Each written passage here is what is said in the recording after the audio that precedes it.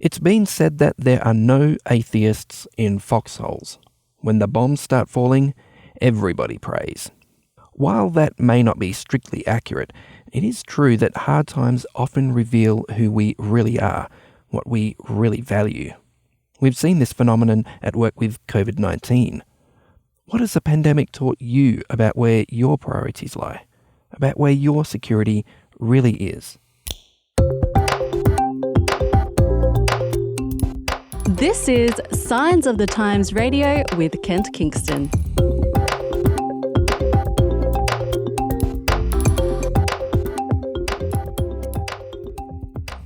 It's fantastic to have you with us this week for another episode of Signs Radio. On Skype with me is Mark Hadley, who's written a great article in this month's Signs of the Times magazine, the August edition. It turns out quite optimistically titled, After the War is Over, looking at COVID and the aftermath and what we've learnt. But it does seem awfully optimistic right now, doesn't it, Mark? Or August over? No, I don't think so. No, but I think actually the way the article's pitched, it's probably still going to be relevant when the war finally is over. But yeah, I think it's a good indication of just how unprepared we were, both nationally and I guess mentally, with the fact that we all thought it was going to be over in a few months' time, or maybe it might go as far as August, and now we're talking about things that might stretch well into the new year.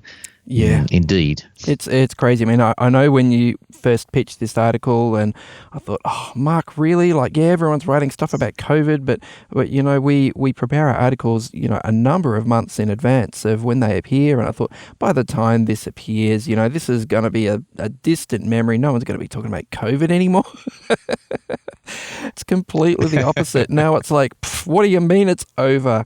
So, yeah, but it looks really fascinating article, Mark, because you focused very much on the personal experience, the family experience, and looked at the psychology, the spirituality, the relationship aspects of how we've all been impacted by this coronavirus pandemic. And I guess, a lot of us were thrown back, on our own devices and sort of stuck there at home, looking at our family members. And this was very much your experience. But you suggest that obviously it was a struggle, but you say in your article that inside your little house, there were definitely changes for the better. Please explain. I think a lot of people will be feeling this, that there were things that happened that weren't all that bad. And I guess the first one was the pressure to be somewhere, to do certain things and to have everything ready on time suddenly relaxed. So what parent didn't suddenly realize that they had an extra hour in the morning just because they didn't have to take the kids to school? Now, we're not talking about the stresses associated with teaching kids at home, but at the same time, you started to realize that there were more hours in the day. And one of the things that actually makes me smile when I think about COVID, and it's an unusual sentence to put together, but one of the things that makes me smile is my boys learned to ride bikes. Now, we have been pushing this as a family for years. I'm ashamed to tell you how many, Christmases and birthdays involved bikes where kids just eventually grew out of them without hardly moving them out of the shed at all. But then during COVID, they were riding them around. They were learning to ride. Two of my boys couldn't even ride at all. And they, in a few days, they learned how to ride, and then going to the park suddenly became this regular thing. And so in some respects, the dream of the sort of middle-class domestic life, people walking around in the glow of an afternoon sunlight and kids playing and just fun things like that, like walking the dog. Greeting your neighbours and patting the dog walker's dogs. Saying hello. Yeah, just because you have neighbours doesn't mean you ever talk to them. And so suddenly we were all, I guess, social, and we were sharing. In fact, we were sharing very similar stresses. And from the mundane, where are you buying toilet paper, to the really quite specific, what's happening with work for you, and what about your parents, and what's the vulnerability, that you're feeling. So we really did have a whole lot of community come out of COVID. And that is one very positive thing. Obviously, has to be weighed against the fact that I want to admit my experience was a very middle-class experience. For some people, it was very isolating. Some people in a single person household, they found themselves to be really quite isolated. So we were calling friends at that level. And if we go back into lockdown again, they'll be feeling exactly the same way. My elderly parents were isolated on the South Coast, firstly because they were advised they shouldn't leave the home, secondly because they live a couple of hours away from any of their children, and thirdly because they're of a certain age, they just have no idea how to operate anything electronic. So the fact that we actually provided them with an iPad, I guess, meant nothing. In the end, we were trying over the phone to try and get them to use it. So there's a lot of isolation that was going on at the same time. Yeah, so I guess, as you say, the impact was very uneven. And I guess if you look, internationally, Australia, up to this point, I'd have to say, I wouldn't want to be in Melbourne right now, but up to this point, Australia has been, we've been fairly gently treated by the coronavirus. It has something to do, a lot to do, I think, with our government and their leadership. They shut down borders. We've got JobKeeper, JobSeeker, all these sort of programs put into place to sort of cushion the blow.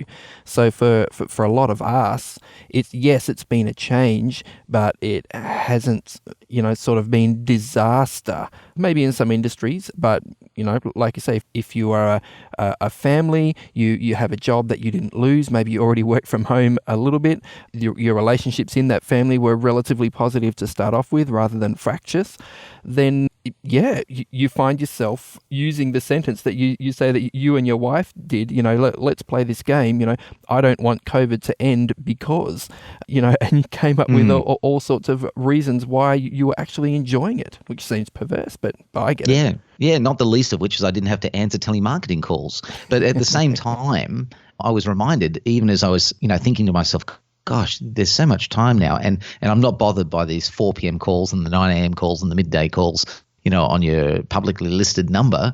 I was remembering that those call centers were probably being closed down in India and other places for very sad reasons. But I want to push back on something, Kent, because in some respects, Australia has been, very blessed. There's not much that we've actually had to complain about. But on the other end, there's whole fault lines that have been revealed in our society that I think actually we are being tragically affected in a more of an emotional, psychological and spiritual way that we never expected would come on us. Let me give you one illustration. There's I'm sure most people are quite used to the term now, Zoom fatigue. Idea that all of that communication via screen was actually, even though we had lots of opportunities to communicate with friends, we did social catch-ups, and many people did church services and Bible study groups. There were craft clubs. I was doing exercise sessions with friends over Zoom. But at the end, I know, but at the end, we were always isolated. And I remember there's always a little sad feeling that comes when you disconnect from a Zoom call because you suddenly realize you were just in a room. Just in a room on your own. Or on the other hand, Mark, that experience when, someone says, hey, let's meet up, we'll do it on Zoom, your heart sort of sinks a little bit because you think, this is the thing I do work meetings with, this is the thing I do church meetings with, this is the way I catch up with my relatives, that really I'm looking at that same screen again. I'm locked in this room and I'm not really going anywhere.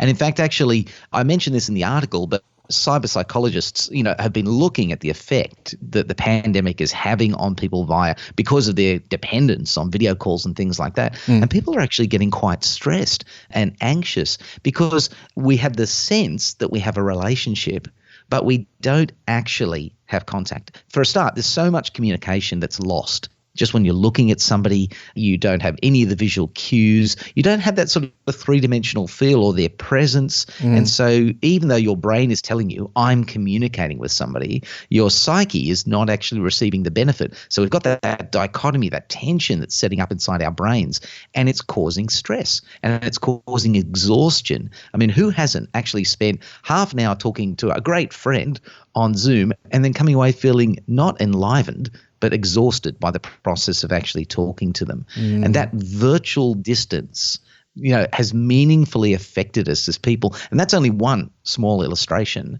of the negative effects. I mean, one of the more disturbing ones is the dramatic increase in the number of Australians who are drinking by Yeah. virtue of what's going on, the stress. So we're coping by self-medicating.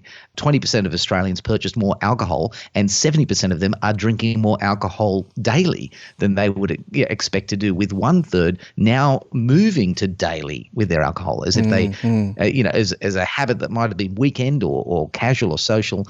People are now sort of numbing themselves a little to the isolation. And you have a dramatic rise in the fear for the future that people are feeling. So 44% of Australians, according to an Omnipol, 44% of Australians feel afraid for the future, with 47% feeling helpless.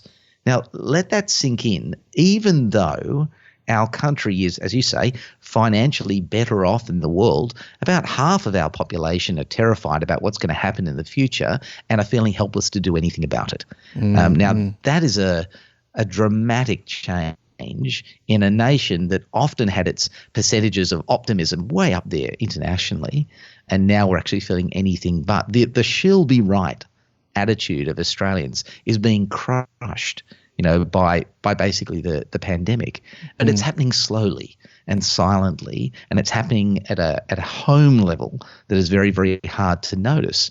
But I tell you this, one of the bellwethers, one of the canaries in the coal mine you'll want to watch is that even though we've been allowed to come back into the public sphere in some respects, notice how many people are not doing it. They've moved into a lockdown mentality rather than just a physical lockdown. They're finding it hard to reconnect after this sort of experience. And it's going to get deeper because now we have the fear of the second wave and the third wave, which is basically telling us psychologically this may never end. Even if it does, what's the next one? COVID-19 to be replaced by COVID-20 or COVID-21? We're living in a whole new world. What I liken it to, and I think it's worth thinking about this, is 9/11. When 9/11 took place, you and I are old enough. I'll say I'm older than you, so you don't have to out yourself. But you and I are old enough to remember life before 9/11 and what it was like to travel. And it was a lot looser. Now, we take for granted all of the metal detection, the screenings, the drug dogs and such, and the limitations of things that we can take on planes as though that is normal. Now, COVID is going to release a similar effect in society. We're never going back to a point where we don't wash our hands. We may not go back to a point where people feel awkward about physically embracing. I've got friends. I'm a hugger. Okay, so I like to hug, but now I don't do it in public. And I now only do it with close family because I'm afraid of what people might think or fear by virtue of me doing that. And that sort of subtle, below the surface change in our psyche and our behavior is likely to persist. And with that comes a great deal of anxiety. And that, to me, is something we really should be aware of, or we won't combat it. You never deal with the problems you don't see. You used the word fault lines earlier, Mark, and it really, I guess, triggered for me this sort of moral fault line, I guess you could call it, this sense that when humans face tough times like this, it has a way of producing perhaps the extremes of behavior in some ways. We've seen incredible selflessness, people saying, hey, remember your elderly relatives, remember those people who live alone. And there's been, phone calls and support and food packages dropped off at people's, front porches and fundraising efforts and all this sort of stuff, which has been really beautiful. We've seen some real consideration. And you say that in your article, we've learned to be considerate of our neighbours. We've learned to queue up patiently and keep our distance and, hold back on that impulse to hug or to shake hands or, out of consideration for others. But on the other hand, this is the other side of this fault line, is the selfishness we've seen. We saw and I guess the peak sort of panic evidence, a symptom of this was, panic buying. People rushing into shops and picking up staples and massive stacks of toilet paper that's, they're going to be going through till 2022 probably. And, because of this sense of insecurity and And in that rush, in that panic buying moment, there's no thought for, is there enough for everyone? There's no thought for, how is this going to impact on my neighbor? It's all just me, me, me. You see what I mean? See the moral sort of fault line that opened up there? Yeah, I do. And you're talking about the personal fault lines. I mean, we all walked through the aisles of the shopping centre, saw the 2 packets of pasta on the shelf, and asked yourself, shall I leave one for somebody else, or my limit allows me to buy 2? Shouldn't I take them? And you face those personal moral dilemmas every time you go into a situation like this.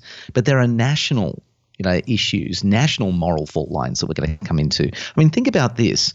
At this point in time, no one is talking about migration or the issues associated with helping other countries that are struggling. With the exception of Hong Kong, strangely enough. I mean, this Hong Kong thing blew up, and the thing that it sort of saddened me a little bit, because what we saw was an incredibly opportunistic response where we saw our Prime Minister and our federal government saying, hey, here's an opportunity to get a whole bunch of very wealthy, very accomplished business people into Australia. Let's make a fast track for these people. And I understand, Hong Kong's, democracy quotient has taken a huge hit. It's awful what's happening there.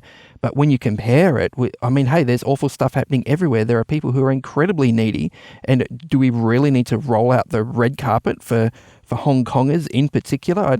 I don't know. That just seemed awfully self-serving to me, because I think you're right. Apart from that, there's, just the thought of letting overseas people into our country has been anathema. No, we're closing ranks, we're closing borders. It's all about us right now.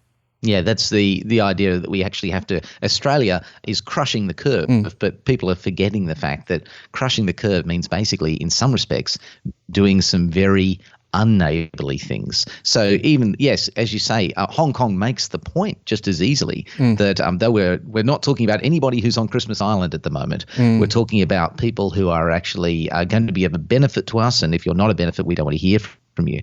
I think at a national level, there's been a very sad increase in racism, particularly towards Chinese people, because there's a sense of fault. Yeah.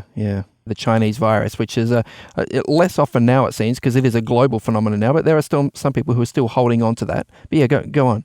Yes, and I agree that there is that sort of infection, if you like, in terms of our character. And so there's a suspicion that's going to be held over China for a long time to come. Is that, worthy of us? Should we be doing something like that? I also feel in terms of the way that we work, the long-term changes. Now, people will say, isn't this great? We can have more home time. I was talking to a real estate property manager recently, and he was telling me that many large companies are now seeing the financial advantage of moving everybody back home, thereby which they don't have to support them in an HR way, terribly. They don't have to provide equipment for them. They can even move them off permanent part-time employment onto working contracts, because now their hours are much more negotiable. And now this is just a very cynical way of profiting off COVID-19. So the truth is, all of those stories about the deepness and richness of our experience and our hearts for our neighbours were very early on experiences. Now people are thinking very seriously about their job prospects, and they're thinking very, very seriously about, if you're in business for yourself, how they're going to sustain a healthy bottom line in a business. And some people are going one step further and actually looking about how they're going to profit from the situation. There is a very cynical part of us that is actually soul deep. And I've mentioned this on the show before, and I know you're of the same mind, that there is a problem in our heart, which we'd refer to in religious circles as sin, but let's call it another fault line, in which we are always going to be biased towards ourselves. And so we're only going to find more fellowship, if we like, or more relationship in this crisis if we start to value others above ourselves. But if we just value ourselves, we are going to operate in smaller and smaller circles. We're not going to have that sense of neighbourliness if it comes down to a choice between you or me. And that's a very sad position to be in. Thousands of subscribers enjoy receiving Signs of the Times magazine in their letterbox each month. But that's not the only way Signs magazine is distributed. Around Australia and New Zealand, various not-for-profit groups are making Signs available to their communities absolutely free. We're talking local food pantry charities, campgrounds, op shops, and other places where communities are connecting. If you believe in Signs of the Times and the messages of Bible truth, good health, and the hope for the future it contains, why not partner with us? A regular donation of just $20 a month translates to more than 130 magazines per year in the hands of new readers. You can either give more or you can give less. It's up to you. To donate to Signs of the Times Community Connection projects, visit signsofthetimes.org.au and click the donate button. That's signsofthetimes.org.au. And now, back to this week's episode of Signs Radio with Kent Kingston. Mark, you quote Jesus Christ in your article.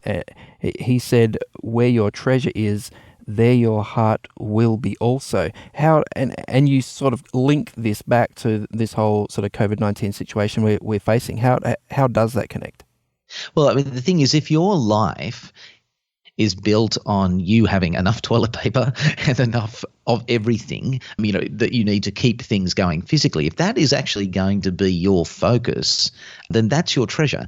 And your life, your heart is going to follow that treasure. It's going to seek after it. I mean, if we know where a treasure is, we go and we try and get it. And the truth is that if our needs are just focused around ourselves, then we're going to find ourselves just pursuing selfish gain. If, however, you actually have a larger picture, and I would say a healthier heart, for one that's actually big enough to see it, to embrace others, to put others before yourself, to see the bigger picture that in fact actually we're living in a world which is passing away and we've got to actually look for an investment in one that's not. If our treasure is beyond this world, then we're not going to worry if we lose advantage, or in fact if we lose opportunity or even the last roll of toilet paper on a supermarket shelf, because our goal is not actually to store up something here.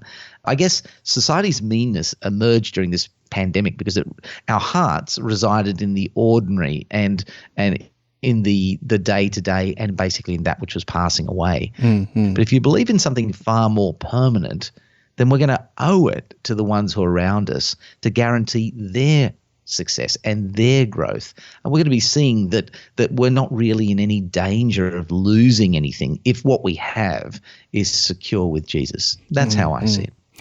Yeah, it's a challenge what you're saying, I think, Mark, because I think all of us, whether we consider ourselves a believer or not a believer, will often look at our behavior, often look at our lifestyle and ask ourselves, the hard question. And when it really comes down to it, when the chips are down, when things get tough, what are my real priorities? What is my treasure? What do I actually, stake my life on? Do you have any tips as to how people, whether they're a believer, whether they're not a believer, might be able to begin to make that transition, to take those first few steps to actually change, where their treasure is? Well, I think the first thing that you've got to know is what your treasure is. And you've got to be honest about this. And I've got a nifty little way to help you. When you go to sleep at night, what's the last thing you're thinking of? When you wake up in the morning, what's the first thing that comes to mind? When you daydream, what do you daydream about? And these are your treasures. If the first thing you wake up in the morning and the only thing you're thinking about is work and the anxieties you have associated with work, well, lo and behold, it's not a great treasure, but work is what it is. And if you lay awake at night and the last thing you're thinking of is your bank account or your bills, or for that matter, how you're just going to have a great holiday or hoping to have this or that, then you've actually put your treasure in things that are really ephemeral. They're going to pass away very, very quickly. And if you daydream just about, being on good relationships with somebody or just, again, having that thing that you don't actually have at the moment, well, again, it's not a very secure treasure. I mean, to this day, I'm looking around at things I saved up a lot of money for and thought they'd be fantastic. In some respects, they were little treasures for me, but they really don't change my life much. Now I realize that I actually need to invest in things that are far more lasting. Now, I make no apology for this. As a Christian, I'm going to say to you that if you are going to build your life on this world, well, history and science alone will tell you that anything you pick is going to fade. It's going to pass away. It's called the law of entropy, and it is basically just going to run down. If, however, you can put your heart on something that is external to this world, that lasts longer than this world, if you can find your way through to that, then you're truly secure. You can lose everything and still be secure. And so Jesus says, that if you actually want to be secure, come to him. If in fact you actually seek his kingdom first and his righteousness, God knows exactly what to do with all the other things that you're worried about. He can take care of those. In fact, another way Jesus puts it, he says, come to me, all of you who are weary and burdened, and who hasn't felt that over the last 6 months? And he says, I will give you rest. Take, my yoke upon you, take my burden upon you. You'll find it's actually much lighter than you expected, and you'll find rest for your souls. And to me, that is really what the pandemic has brought about. It's actually revealed how restless our souls are. When all is said and done, it's nice to have a walk in the park. It's nice to see the kids riding bikes. If I can't put my head down at night and be at peace, then I have a restless soul. And the only way I can see for actually getting a resting soul is to rest it in somebody else and not myself. Wow. Yeah, it's very thought-provoking, Mark. And I guess, this whole pandemic has really, I think for a lot of us, it has highlighted the fact that a lot of the things that we've put our security in, our emotional security that we've relied on, are actually not that reliable. That overseas holiday we've been saving up for, well, guess what? Suddenly we can't go overseas. You know what I mean? The job, that we got our identity and our status out of, may be threatened. All kinds of people have lost their jobs. It's a real, it is a real challenge that you've given us to look deeper than that, and not only look deeper, but look higher. Because there is something transcendent. There is something beyond. There has to be something beyond that is going to stand the test, that is going to go the distance. And yeah, you've pointed us to our Creator God and to Jesus. So yeah, I certainly do recommend that our readers, find a New Testament in a modern translation in the language of your heart, and read those stories of Jesus' life, the Gospels of Matthew, Mark, Luke, and John. And many millions of people around the world have found that the man who is presented there has transformed their lives. Hey, thanks so much, Mark. I really appreciate the time that you've given us this week. Always happy to, mate. Today's episode was based on an article appearing in this month's Signs of the Times magazine. A subscription is just $26 for 11 issues a year. To find out more, visit signsofthetimes.org.au. Signs of the Times has been published in Australia since 1886 and is proudly produced by Adventist Media. This is an Adventist Media podcast.